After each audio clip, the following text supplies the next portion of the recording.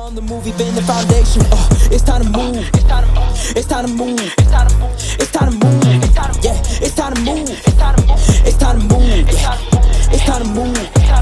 It's time to move. It's time to move. It's time to move. Hello everyone, I'm D. I'm Jay. And I'm R. And together we are DJR Union. And today we're going to be making a tier list here with the different triggers in Union Arena. Yeah, I just figured that this would be a good idea because triggers are very important to the game of Union Arena, and I don't see many people talking about them, so I feel like we could have a little discussion and rank what we believe to be some of the best triggers and what we believe to be some of the not-so-great triggers. So obviously, standard procedure, S to D. Let's jump into it. So first things first, we have the draw trigger. Immediately S tier. Immediately S tier. It's always good to draw a card. S tier is probably what I would say too, actually. Draw trigger is just too good. It's like, bro, I took damage, but hey, I get more cards in my hand. Exactly. Exactly. And like, especially with a lot of decks that you build, I noticed that a lot of really good decks have a whole bunch of draw triggers in their cards and stuff. So a lot of the times, like 5 or 4 to 6 of your cards that you're going to be putting off for your life are all going to be draw triggers. Oh man, I need this one card to win. Draw trigger. Exactly. Now I'm one step closer to getting that card I need, or I might just draw that card I need. Or if you're playing Esper Sisters and you need a lot of cards and you got to pop off. We're not talking about Esper Sisters. Can you not? Screw Esper Sisters. I understand the frustration.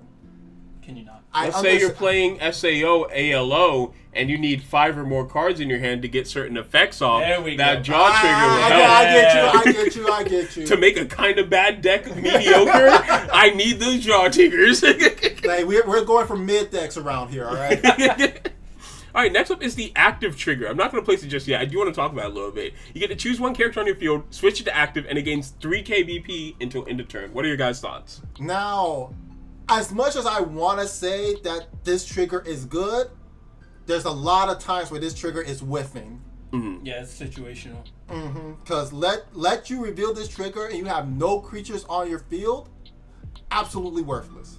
100%. But if you have like a 5k beater on your opponent's side with impact and you have this 3k beater that ain't going to do nothing, and you reveal that, all of a sudden you can block that impact card. Yeah.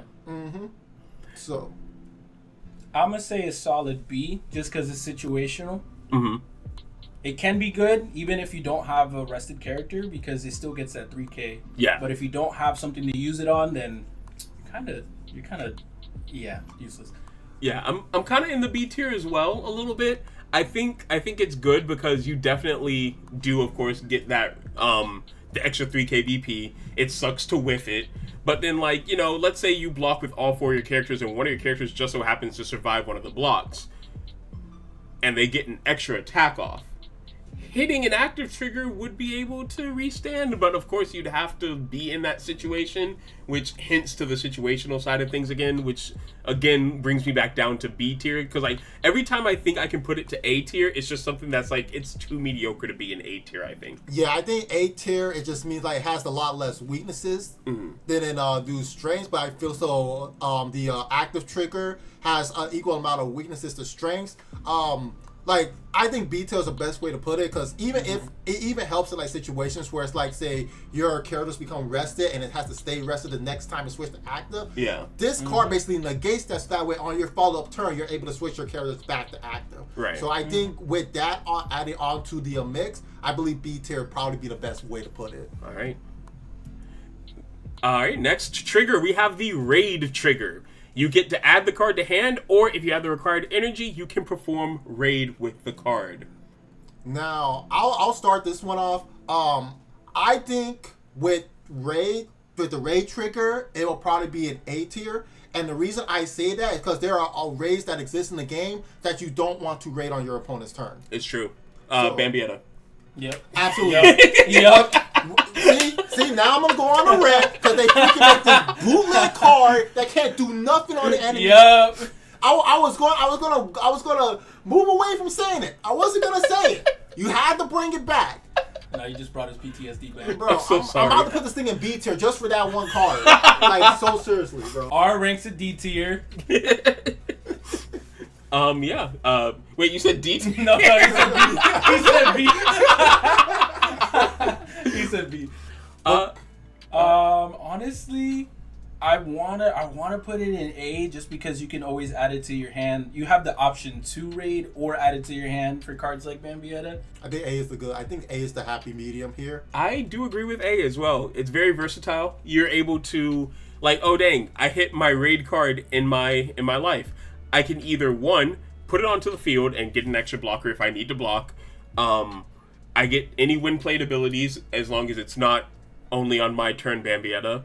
And and I can add it to my hand if I don't have the required energy, or if I want to save it for a bigger play later on. So it's a real toss-up. It has a lot of uses to it. Not too many drawbacks, but I don't think it's on the same level as draw card, so I don't want to put it in S tier, and I'm okay with putting it in A tier. Yes, and just to add a little bit more to it, think of it this way. When you have cards like, say, Sinnoh and Kurapika that, freaking Kurapika, when played, it gets sniped. Mm-hmm.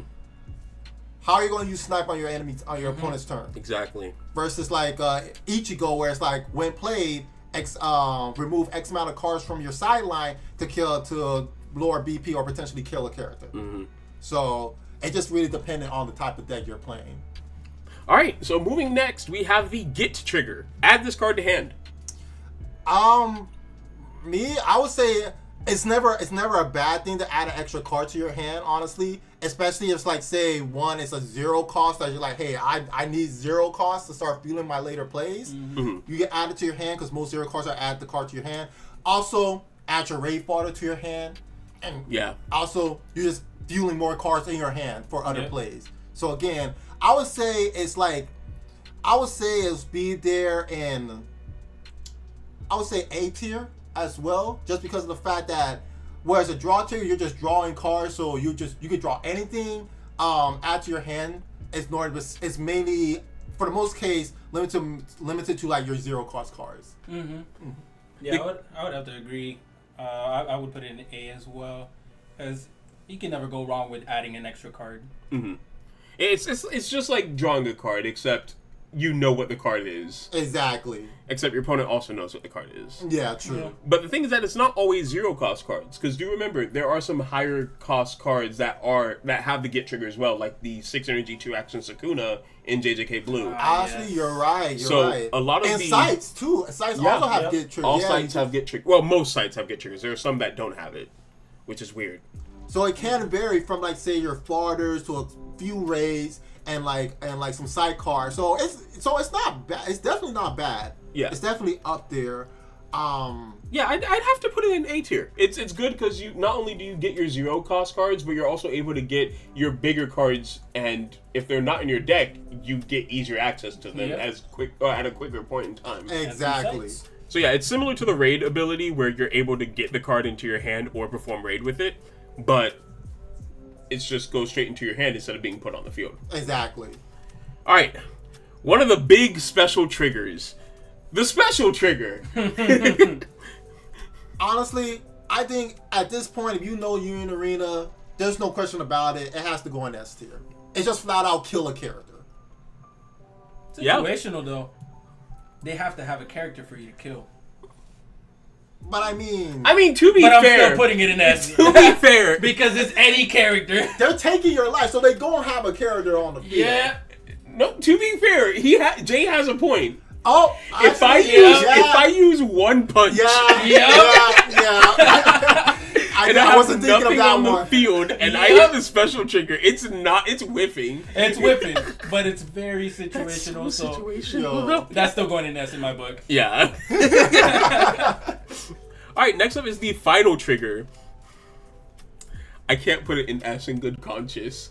Honestly, bro, I can't even put it in B. Listen, the final trigger almost never happens on your final. Literally. Never. When it does. F for final.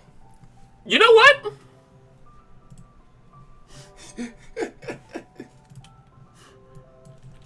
Oh, okay, I guess we'll just... No offense to all you people that love the final trigger, but the trigger never pops up. When it does, it's clutch. You pop off. It's clutch. It's clutch. But again, it's also situational because mega situational. For me, I play around the fact that that's a final. So I make sure I can do an extra damage if you hit a final. Yeah. So I make sure if it does happen, you ain't getting value off in my plays.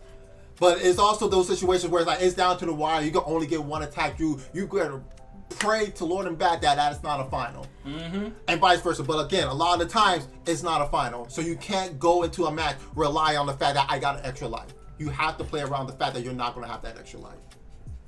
I will say it's kind of funny that special is an S tier and final is an F tier. That's S for special, F for final. That's so funny. That was not on purpose. But for the final. But I do want to say it's so funny because final only works if it's the last card in your life. Yep. Special only won't work if it's the last card in your life. Yeah. That is the difference between those two cards. And it's just funny to me. And that's the difference between tiers. Final is a 1 out of 4 chance to have in your 1 out of 7 life that your opponent does not hit. That percentage chance is so much smaller than having 1 out of 4 specials in out of your 7 lives in general. And on top of that, you gotta hope that you draw it on top of the top 7 cards of your deck. Yeah. Now, don't get me wrong. The cards attached to the final, the restand AP. Oh, yeah. Great. Wonderful. If we were counting that, B tier, maybe even C tier more realistically.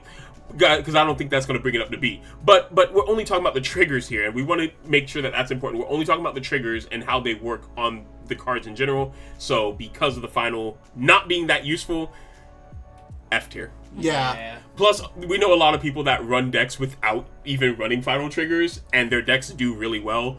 So people don't even run 4. yeah, Hey, people are running 2. You, King. Yeah, You do If it you. works, it works. Look, you're doing good. You're doing some crazy work. You're beating my deck sometimes when Can't I be don't me make though. good decks. Can't be me though. I'm always running 4. Yeah, no, Yeah, 100%. Just for the off chance, you never know. All right, now we're getting into the 5. Why did I say 4? The 5 different colors. So we're going to start things off with the yellow color trigger. Choose one character on your opponent's front line, switch it to resting, and it will remain set to resting the next time it be switched to active. Now this one, I'm in a mix between S and A tier because in a sense it's kind of like a final where you're kind of stopping a character from doing some damage, or if it's a troublesome character that you don't want restanding, keep that jump resting so you can capitalize off of it. So I think the color trigger of being able to rest the character is never not bad, especially for a character that's already attacked. You don't want it standing back up. Right. I am going to put it on S. For the sole fact that that's a waste of a slot for a turn for them. Yeah. It is. You just stun counter. They have one less slot to play with. They have to play around that slot because 9 times out of 10, what you're going to rest is their big, important, key piece of their deck. Yep. So they're not going to want to play a card on top of it and get rid of it and banish it from the game. They're going to want to keep it on the field, meaning that's not only one less blocker they have on your turn, but one less slot they have to play around. Like Jay was saying, that's enough to convince me to put it in S. S, yeah, we'll go with S tier. These aren't ordered, by the way, except for this one. This one's ordered. Yeah. In S tier, these 3 are equal. In A tier, these 3 are equal. I should have said that at the beginning, but. Next one. This is the red color trigger. Choose one character with 2500 or less BP on your opponent's front line and kill it. Now, this one, I'ma say B. It's not a special. Yeah. It's special from Wish. That's all it is. Wish special, yeah. It's only good in the cases of you rushing. That's it. If you're in a deck and you're trying to do damage quick, then yeah, because you'll hit the color trigger and be able to do stuff. But other than that, it doesn't do much. It's very situational, just like the active trigger. So B tier works. Next up is the green trigger. It says right there, play one green character card with 2 or less required energy and 1 AP cost from your hand, set to active on the field. Now, This can be good. Also, if you don't have what you need, you can't do it. Yeah. that's the main downside, because a lot of times where I'm playing green and this trigger pops off, but all my vanilla cards are already out on the field. Yep. Yeah. because I'm obviously playing my low energy cards first. Yeah. So the odds of me having a 2 or less energy in my hand is very low. But if you do, it's free. Yeah. Not bad. It's set to active, so and it's on the field anywhere, so you can play it in the front line to block, or you can play it in the energy line to help you generate energy for your next turn, but situational. Yeah. Yeah, very situational. Could be a nullify impact to nullify an impact later on, but again, just way too situational. I almost want to say less than active trigger, but I don't see it less than the red trigger. I agree with that. Like, I feel like the green trigger is more useful than red. So would it be a good idea to drop the color trigger, the red color trigger, to C tier? You want to drop it to C? I think that might be the case. I mean, yeah, we did say it's not ordered, so I guess in order of usefulness, this would be dropped to C. And also, like, if it settles it to, it's also on your opponent's front line, so it's not even on the back line where a lot of people's vanilla cards are going to be. Yeah, that's true. Yeah, and then also look at this active trigger. That's good early game, mid game, late game. Exactly. As long as you have the card on the field. As long as the situation presents itself, it's good early, mid, late game. As long as the situation presents itself, this is only good early, maybe mid game, depending on the deck you're playing against. Exactly. So yeah, C tier probably works. Yeah. Yeah. All right. Next up, the blue trigger. Choose one character with 3,500 or less BP on your opponent's front line and return it to their hand.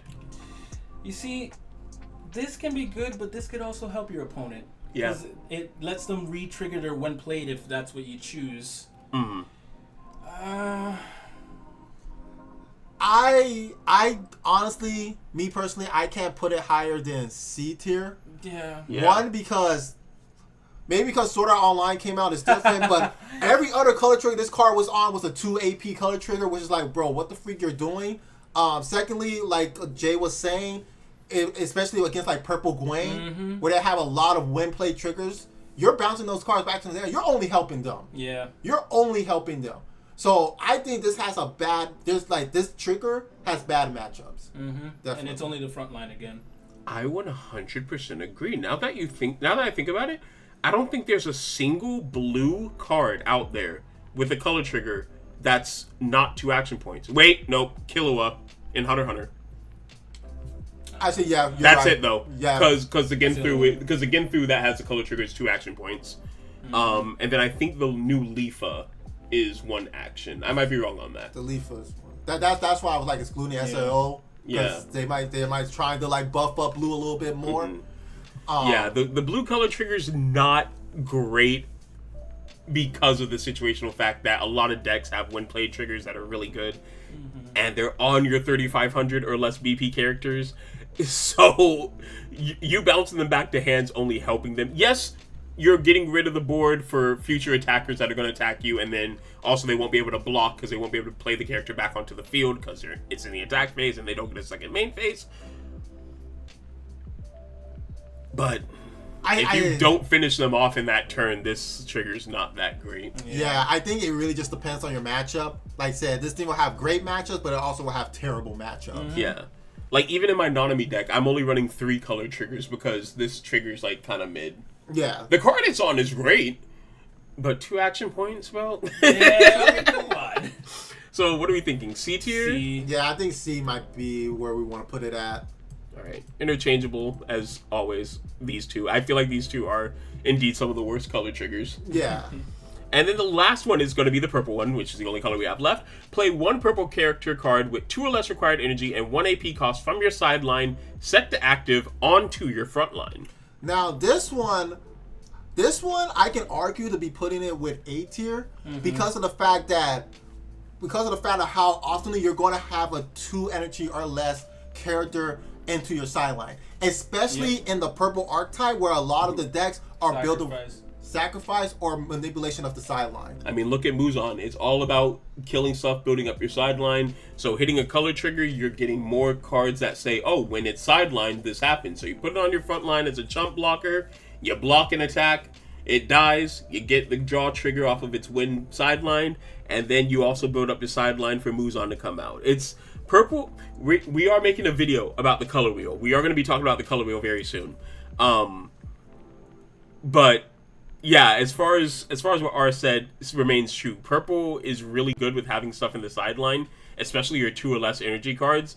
And let's be honest, this is very good in late game and in mid game. Because at this point in time, your chump cards, your low energy cards, you've already played them, they've already died off. They're in your sideline.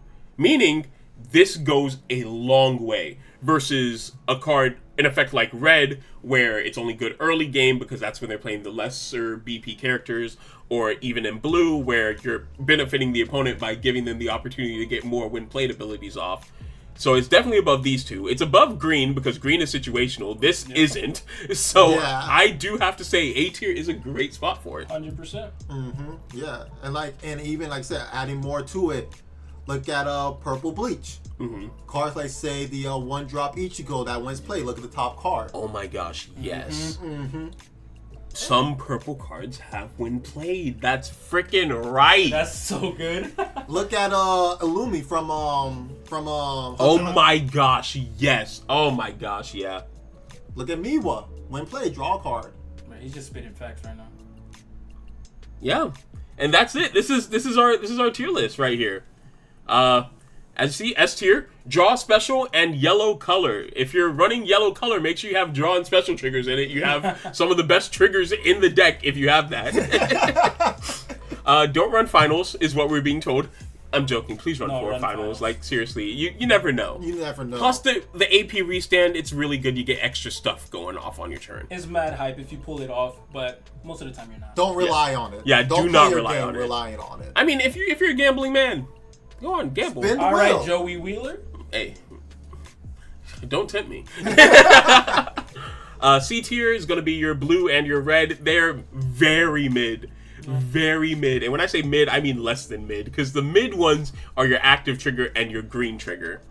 At least those can, like, save you more likely in a situational and a tough spot versus the other two. You'll see these with good long-lasting effects more than these with good long-lasting effects. And definitely this one. And then last but not least, your A tier. Raid, get color.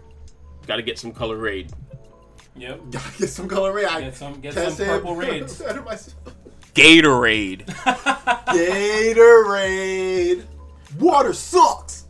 Actually, yeah. Actually, I enjoy water. It's good for you. Stay hydrated. All right, and with all that being said, I've been D. I've been Jay. And I've been R. And we've been DJR Union.